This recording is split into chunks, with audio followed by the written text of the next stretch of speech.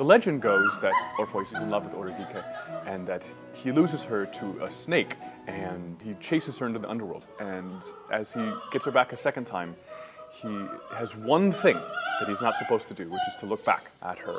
And for some reason, he just simply can't trust enough. And at the last moment looks back and loses her a second time. Telemann takes this very, very well-known myth and he completely shifts it around through the addition of this character of a very dangerous, very toxic, very complicated queen.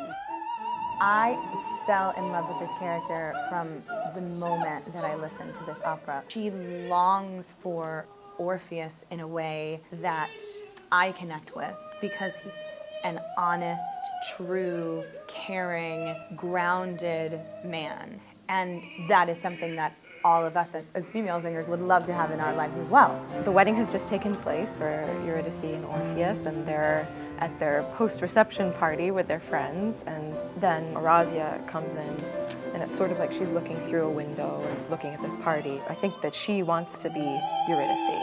It's a little Law and Order-esque in that she doesn't really know how to deal with not getting what she wants. So she sends a snake, who is this amazing dancer, Catherine. There's the scene where Eurydice needs to get bitten by a snake. I was just trying to think, how can you do that in a way that's evocative and moving and powerful and not literal? So Mark Dendy's the choreographer, and we have Catherine Miller dancing an entirely created role of the Angel of Death, who's kind of lording over really the entire story. I think Orpheus is a really interesting character because he's not a fully formed person. I think he makes a lot of mistakes, so he's got a lot of very humanistic qualities to him, as well as having these incredible abilities.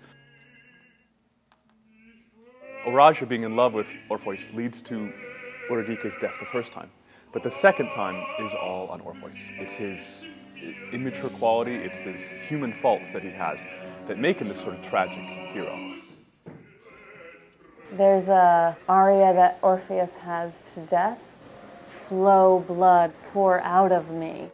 The myth is incredibly romantic and then shatteringly tragic.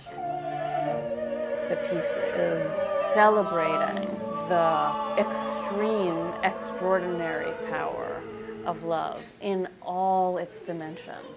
Unrequited love, love that you doubt, the constancy of love.